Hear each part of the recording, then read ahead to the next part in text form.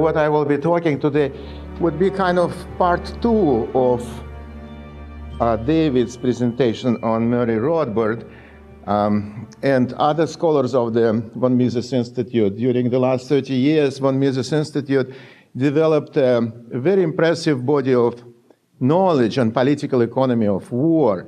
And so we have the works of Murray Rothbard, of Ralph Raico, of Robert Higgs, which I think that it's kind of establishes the revisionist school, Austrian school of history, of political economy, of these sad developments. And definitely we are trying to complement each other. As Soviet dictator Leonid Brezhnev once said that about Politburo members, that they developed an atmosphere of uncritical mutual adoration, which is appropriate only for capitalist society.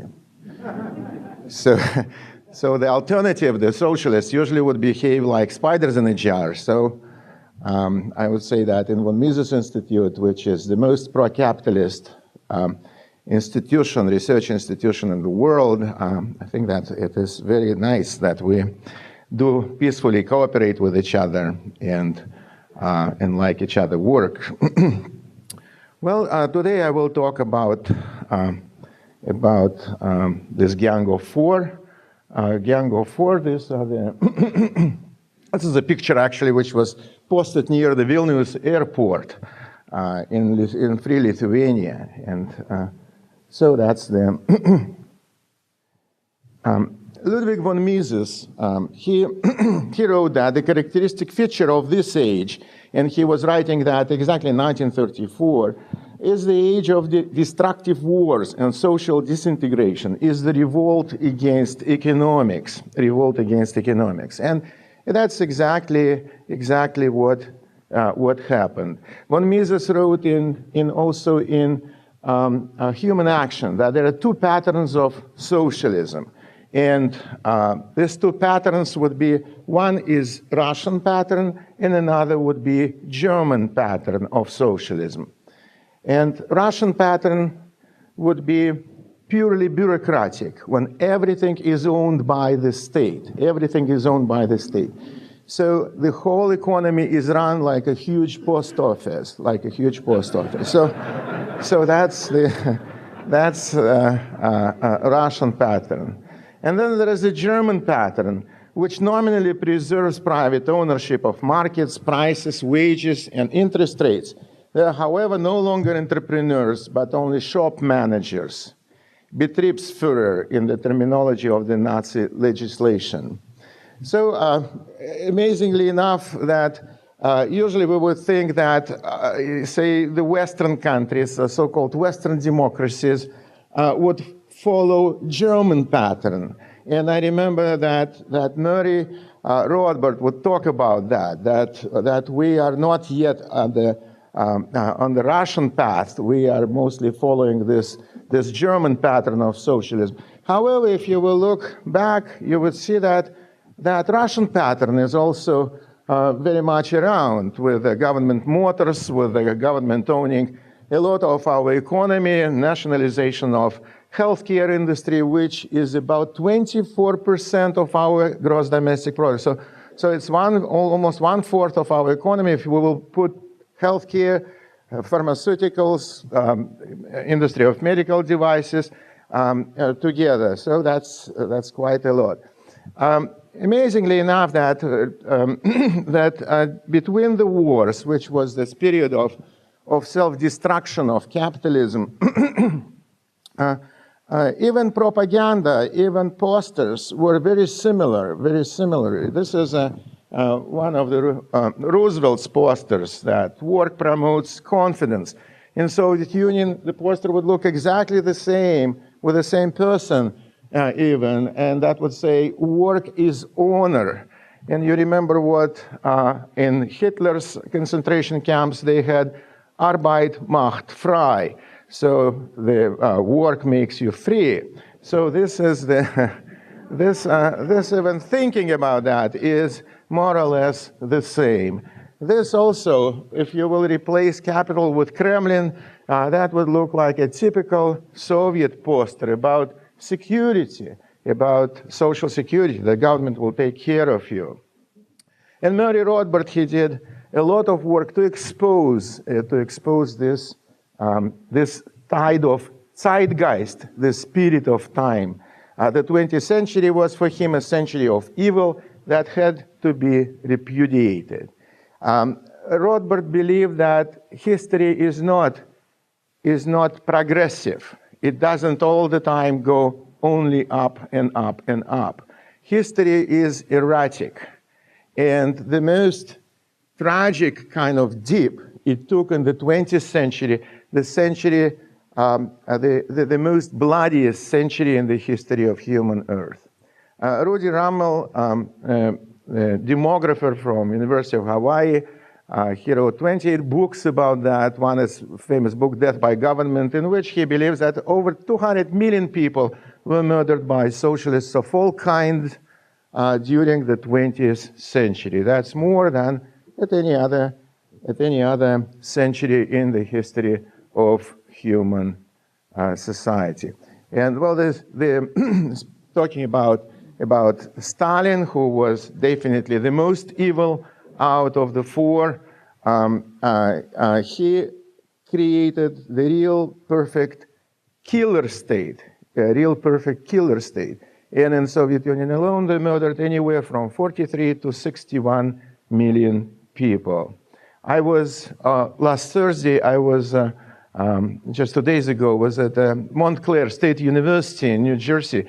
And we had debate, and I presented libertarian point of view against conservative and against so-called liberal. And the so-called liberal was not a liberal even. He was the most ardent Stalinist fanatic that I ever met. I never met people like him, even in the Soviet Union or Communist China, to that matter. And his name is Grover Furr. If you would have time, just look him up on the internet. Grover Furr, F-U-R-R.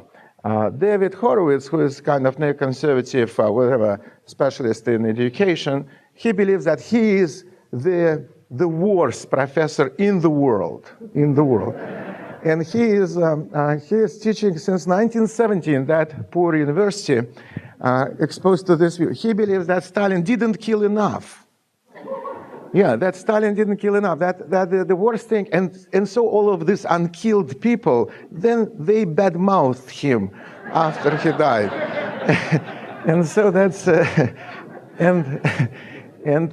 was very difficult to even talk about that. Yes, for example, we discussed also war on drugs. He said all drugs in the world are produced by the CIA, and so we need just to abolish CIA, which I agree with.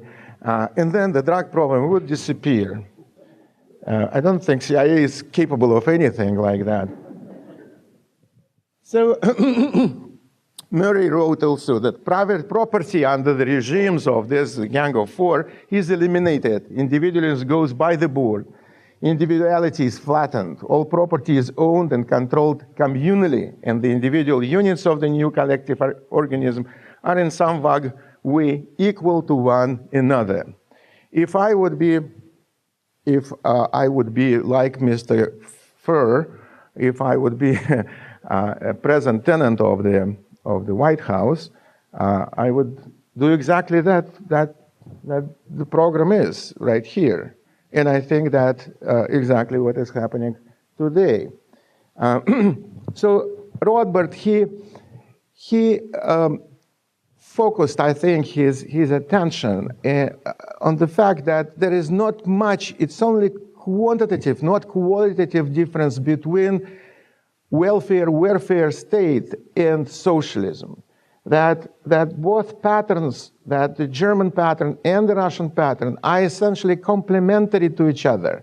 That when you go on the slippery slope, then you would end up, by the logic of history, you will be drawn into gulags, into Stalinism, into mass murder. And other members of the Gang of Four, they were trying to do that. Some of them succeeded more than others, but we will just talk a little bit about that. Well, this is a little bit premature. I hope that all of our socialist idols would end up like that. So there, a great analysis of the war and Great Depression, which led to socialization in the United States, for us to lose freedoms, was associated with Franklin Delano Roosevelt and his New Deal. It's analyzed in the great book "Depression, War, and Cold War: Studies in Political Economy." I think that the works of Bob Higgs are already classical works of our time. Well, I will return back to that. Ralph Raico, Great Wars and Great Leaders, A Libertarian Rebuttal, another great work and published by von Mises Institute. Also, Ralph Raico published a lot of wonderful articles about Churchill on LouRockwell.com, on von Mises' site as well. So let's look at them a little bit more attentively. Who were these people and how did they interact with each other? Well, Churchill, this is a quote from Ralph, that Churchill was a racist goes without saying, yet his racism went deeper than with most of his contemporaries. It is curious how, with his stark Darwinian outlook, his elevation of war to the central place in human history, and his racism, as well as his fixation on great leaders, Churchill's worldview resembled that of his antagonist, Hitler. And this is absolutely true, because if you will look, that was Hitler, and to some extent Stalin. Well, Stalin won the Second World War. I mean, that if you would look who won the Second World War, that was Stalin. The Second World War was officially the war for independence and freedom of Poland. So Poland was sacrificed first after the war. It was given to Stalin on a plate with a silver lining, and about 800,000 Poles were murdered just in a short period of time between 1946 and 1949, when Boleslav Berut established his communist dictatorship in Poland. So Churchill adored Stalin. It's amazing that Churchill had this fascinatingly, I would say, idiotic idea that Stalin did not represent ideology, that Stalin was not a socialist, that Stalin was fighting for Russian national interests, that Stalin was Russian nationalist in disguise of Georgian communist, which sounds bizarre, because in Russian national interest, if such thing exists, I think it doesn't. What means national interest? But in interest of all Russians would be to get rid of Stalin right away, because he destroyed Russian people more than anybody else in Russian history. Churchill used to say, one may dislike Hitler's system and yet admire his patriotic achievement. If our country were defeated, I hope we should find a champion as admirable to restore our courage and lead us back to our place among the nations. This is a quote from Winston Spencer Leonard Churchill. So this, and he talked about that in 1937. He published an article in The Guardian. So you can see that he admired Hitler, also as a nationalist, admired Hitler, that Hitler is pursuing German national interest. He, at that time, also, that was already in 1939, he said at the meeting of the British cabinet that I cannot forecast to you the action of Russia. It is a riddle wrapped in a mystery inside an enigma. But perhaps there is a key. That key is Russian national interest. So he, before the war, Churchill embraced both dictators, Hitler and Stalin alike, as promoters of their national interests, of which Churchill himself was envious. In the first quote, you can see that he probably would be that champion, admirable enough to restore to restore our courage.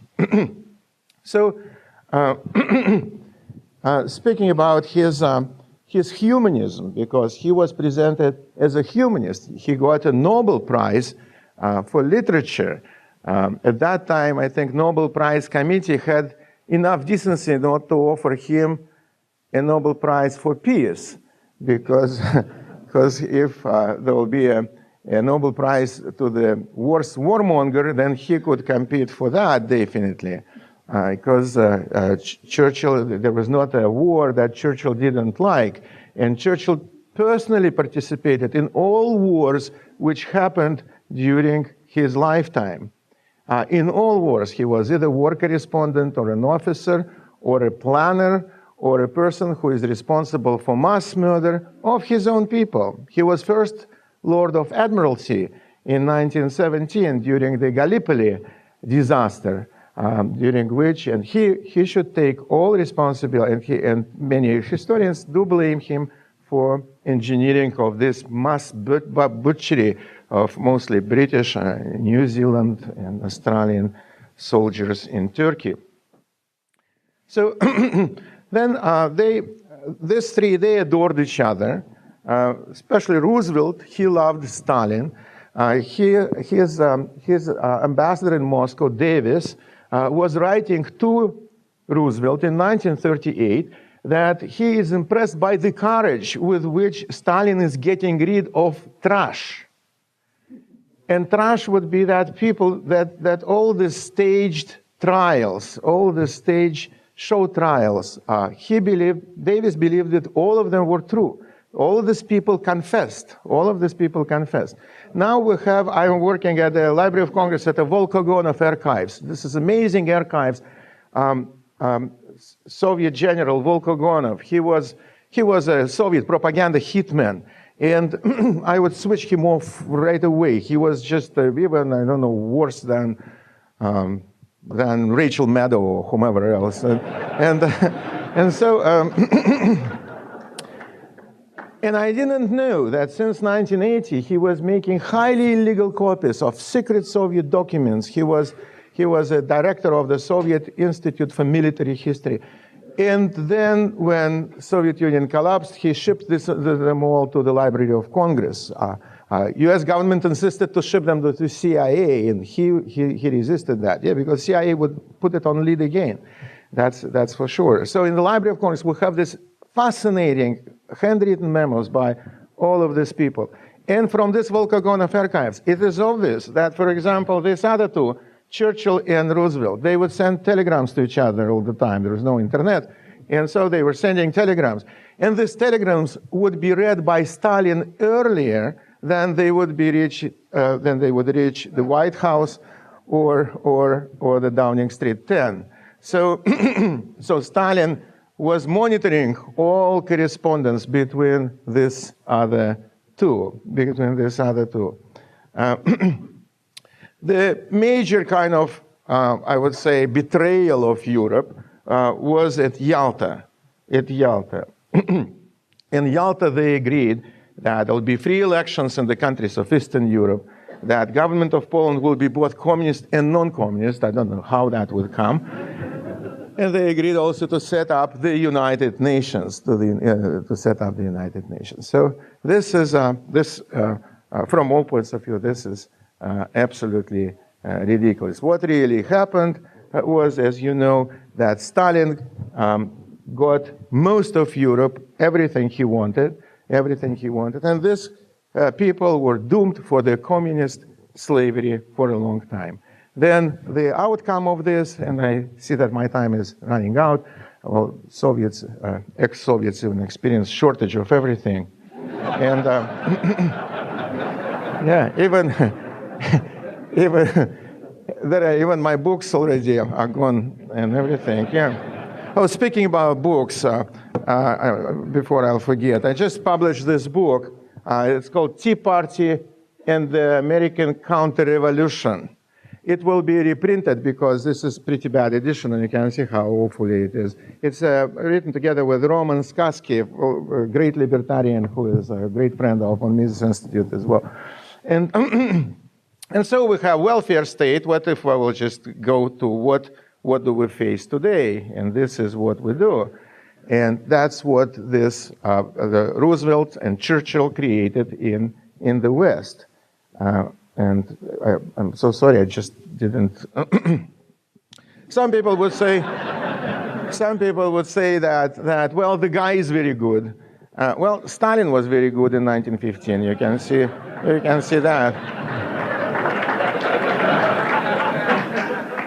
And I would like to end with this, that all collectivist social utopias will end in a disaster irrespective of difference in detail. That Murray's Rothbard dictum, I think we see it unravel, we see this welfare states unraveling before our eyes, the same way as the Soviet Empire unraveled. However, everybody thought that it will exist for another 10,000 years. Well, thank you very much. It looks like my time is gone, but I will be around it so we can, because I definitely have way more to say.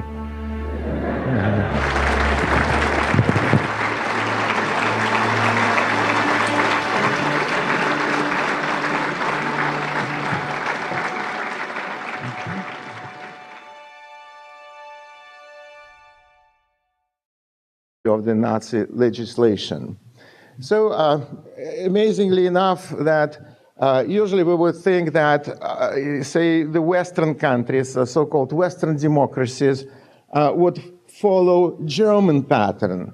And I remember that Murray Rothbard would talk about that we are not yet on the Russian path. We are mostly following this German pattern of socialism. However, if you will look back, you would see that Russian pattern is also very much around, with the government motors, with the government owning a lot of our economy, nationalization of healthcare industry, which is about 24% of our gross domestic product. So it's one.